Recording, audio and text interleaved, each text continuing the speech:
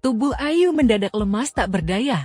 Perempuan berusia 48 tahun itu terkejut melihat jilatan api yang sudah menguasai sebelah rumah toko ruko sewaannya di Jalan Hang Ardans atau Ring Road 3, RT 12, Kelurahan Sempaja Barat, Kecamatan Samarinda Utara, Sabtu 16 Maret 2024. Hari masih begitu pagi, waktu menunjukkan pukul 5.30 menit WITA saat Ayu hendak mempersiapkan bumbu makanan untuk dijual saat berbuka puasa di akhir pekan ini.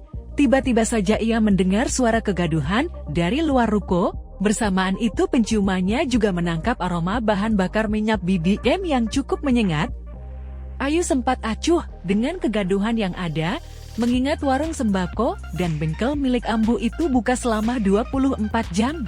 Ditambah lagi setiap hari ceceran BBM dari PO Mini milik tetangganya itu sudah kerap memenuhi area teras depan.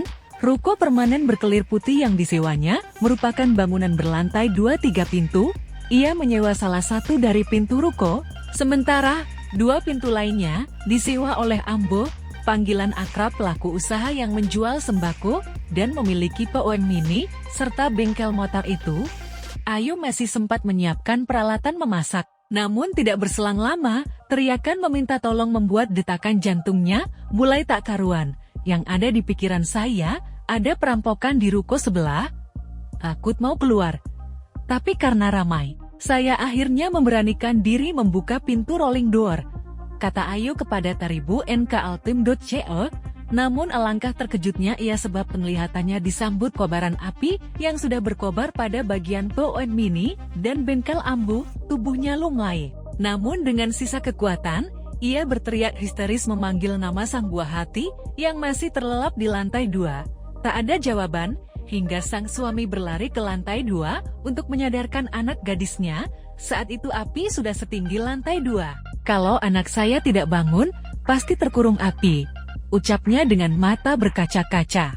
Hanya terpikir keselamatan diri, membuat Ayu, suami, dan anak mereka yang bernama Yanti, tak sempat menyelamatkan satupun barang berharga.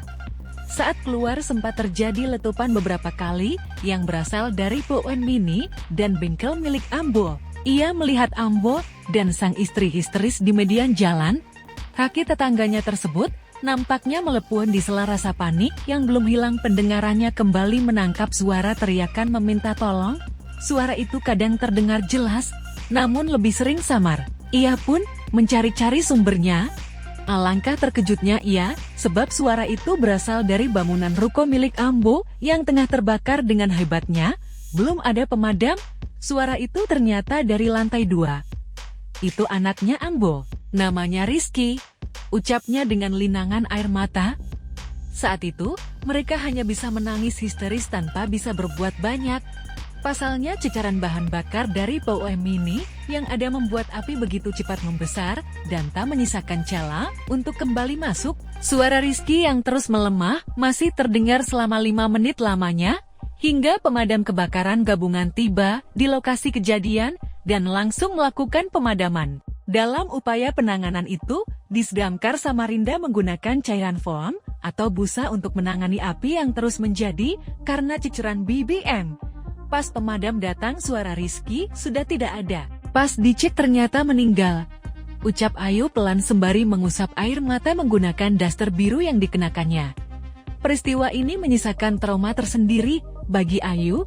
Harta benda tak ada yang terselamatkan, namun hanya satu permohonannya bersama warga setempat, yakni pemerintah khususnya Pemkot Samarinda dan Pemprov Kaltim dapat menghilangkan PO Mini.